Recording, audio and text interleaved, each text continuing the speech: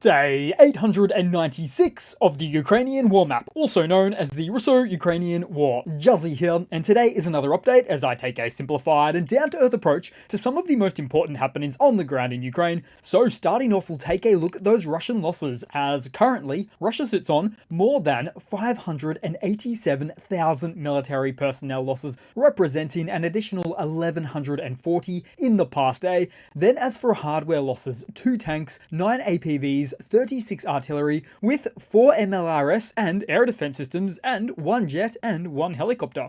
Which is in no small part due to the military activities inside of Russia's Kursk region right now. In fact, the traditionally worded title "in Ukraine" at the top of the figures really needs to be redesigned at some point. So jumping back into the map where the Ukrainian mechanized offensives began just 2 days ago, advancing into Russia's Kursk Oblast, as most recent maps posted today by both Russian and Ukrainian sources indicates the AFU have pushed 20 plus kilometers into Russian territory as they continue to perform operations in the region. Now, most recently, the Russian military was known to have performed airstrikes on Kursk territory as well, although the Ukrainian sources were a bit perplexed by this, stating that the Russian aviation was incorrectly firing upon their own troops during retreats. No planning, no communication, no intelligence gathering, limited training. These guys are not professionals. And more specifically on the map, there was continued movements by the AFU, with fighting in the towns of Kontinues in the far northwest, new Ukrainian offensives into Snegosty in the west and Suja to the east, all within Russia. And bearing in mind, Kontinues is 20 to 30 kilometers from the front line, and that's just as the crow flies, which really highlights the AFU's capability in penetrating quite deep into Russian territory in such a short space of time. Then also, there's mixed reports on the status of Suja, which is 10 kilometers deep to the east, with popular Russian sources stating that the settlement came under complete control of the Ukrainian armed forces, which might not as yet be completely true, but there's certainly AFU elements near to or in the center of the town. In fact, one local of the town was getting himself right out of there, saying that the Ukrainian flag was hanging on the city administration building and that the prosecutor's office is wrecked. He also said that he asked a soldier what he should do, presumably a Ukrainian soldier, who he said was nice, checked his papers, and asked him not to film. And then with the soldier basically responding saying, "Learn Ukrainian and prepare for a referendum." This guy had then finished off the video saying that he doesn't care anymore what flag they're under, just as long as it's peaceful. He also added that if his own cannot protect him, referring to Russia and the Russian military, then maybe at least the Ukrainians can instead. Then to take a look at the map from a different angle, as in the last 24 hours, NASA firm's fire data had picked up a bit of activity with the satellite heat map, mostly showing the northern Russian side of the border dealing with heated military activity, quite literally. And what's been helping the incursion push from the south is the Ukrainian Buk SAM launchers and FPV interceptors used, which have so far kept Russia's VKS jets and choppers off the backs of AFU ground units.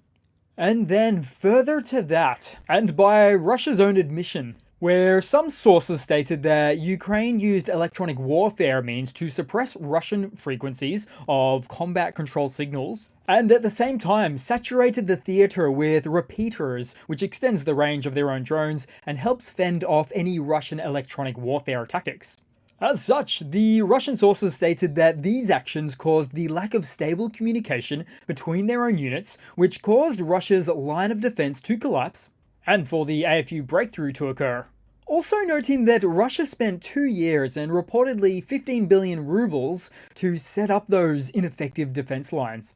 Now, looking at some strategy here, as we have a problem with what the map presents, at least from a Russian perspective, because if Russia gets pushed off these heights, then they lose access to the Kursk-Belgorod Railroad, which is a significant transportation route within the region that supports the Russian military, which is by far the most important logistical method that their army uses.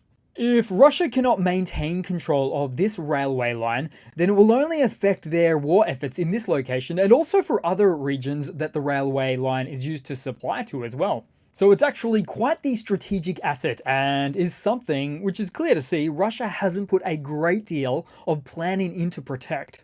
But then also here, this is an interesting location on the map, so let's test something out, shall we? Because given that the AFU position at this location across the border is about, let's see, 500 kilometers from Moscow, which means that cross-border presence into enemy territory is actually closer than most Russian cross-border locations to Ukraine's capital of Kyiv, nearly 50 k's more. Now, this doesn't speak to the situation for all Russian forces and their positions, but plenty of them still.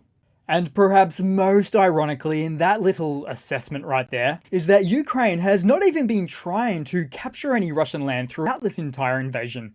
But Russia has. Which, the more I think about it, is quite the embarrassing predicament for the Russian military to be in. Also, in terms of Ukrainian strategy, or at least some level of awareness that the Russian army needs to have, is that wherever Ukrainian ground forces are present, then you have to draw a 25-kilometer bubble around it to account for the drone interdiction of major transport infrastructure, and about 10 kilometers for the AFU FPV quadcopter attacks on Russian motor transport. So each and every kilometer or mile gained by the Ukrainian positions causes a renewed need for the Russian side to calculate this changing dynamic on the battlefield, and on the fly. Because failure to do so means that Russia is just going to get a lot of extra equipment in the rear destroyed. Simply put, elements of the Russian military have to pull back further or protect back further, that is to say, further into their own territory. Now, as for some reports on the Russian response to all of this, as they are said to be pulling troops from various locations, including that of Kherson, which is really on the other side of this conflict. There's also reports of Russian forces transferring the National Guard and large contingents of Special Forces units to guard the Kursk nuclear power plant. And so this is a concern for energy security, for maintaining energy supply. Because in many examples, you need electricity in the rear to support your army at the front. In fact, a lot of Russian military production facilities are simply just all too close to the Ukrainian border in this region.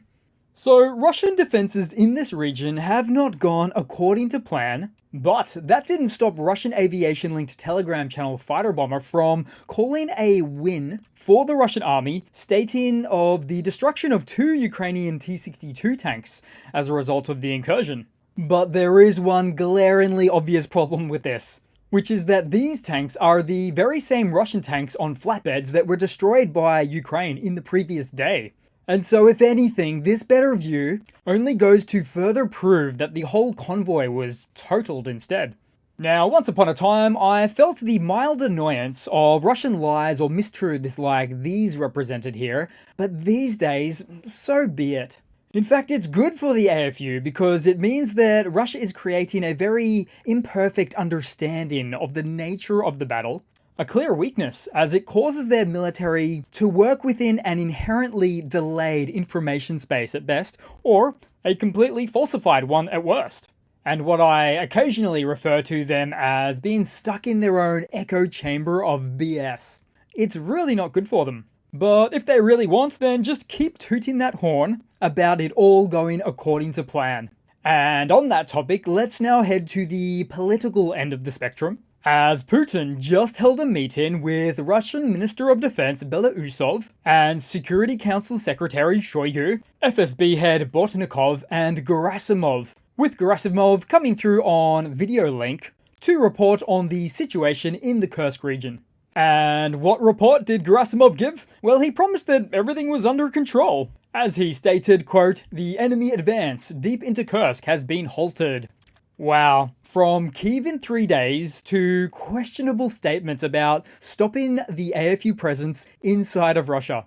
He also said, quote, "The North group of border forces continue to destroy the enemy," And then my personal favourite, that, quote, 57 units of armoured vehicles and 7 tanks of the Ukrainian forces were destroyed. I mean, really? Where do they pull these figures from? 7 tanks? I've not seen one, except for the 2 Russian T-64M tanks on the flatbeds that were claimed to be destroyed Ukrainian tanks. And in the receiving of these reports, Putin looks to be trying to contain any visible frustration. But once the cameras stop rolling, he'll be throwing chairs around behind closed doors in a fit of rage, something he's known for, demanding answers on why or how a country that he invaded is now invading him. So I bet General Gerasimov feels pretty happy to not be in that room today. Because when you simply read the room, these guys do not look like happy subordinates. With a lot of downward looking. Shoigu himself almost looks like a dog that expects to be punished. Unfortunately for him, it's not the kind of job that he can just go and quit. Now, to take a look at some of the further side angles of this latest series of events, well, straight up, I'm waiting on vodka-loving Security Council head of Russia, Medvedev, to make some sort of nuclear threat, as per usual. But he's been acting a bit slow to respond in the last 2 days. But after 20 or so of these types of threats, they tend to lose their impact. Also, for these events, more reports are coming out about Russian soldiers surrendering into Ukrainian captivity. And take this footage for example, it's not every day you see the surrendering and laying down of new POWs on fairly high quality video too. Presumably these guys were border defense troops, which were for some time now known to be very low level equipped and very limited training. Then also, there is a moment of historical coincidence in all of this, because you may remember back in the year 2000, a Russian submarine sank, a disaster which remains one of the most significant events in recent submarine history. And the name of that submarine? The Kursk. With that turn of the century event often being referred to as Putin's Kursk moment. And they called it that because all those years ago, during the middle of the incident, there was time to request assistance from the West to stop or assist with the rescue efforts. But at the time, Putin had no interest in Western help. And by this point, nearly 25 years later, it's a well-accepted fact that Putin was adamant about not getting the help needed from the West to save the ship and the crew because of the fear of looking weak on the international stage. And when asked about it on Larry King Live all those years ago, Putin pretty much simply said, "It sank," with a smile. So now Putin literally has another Kursk moment of a notch to add onto his belt, so it would seem. So I'll have to keep it at that today as the events continue to unfold, with certainly a very interesting set of events unfolding now. Quite the irregular day or days. So thanks again guys, please continue to like and comment. I do see you guys there in the comments, so thank you very much. Thanks again for the support, and I do hope to see all of you guys there in the next one. Cheers!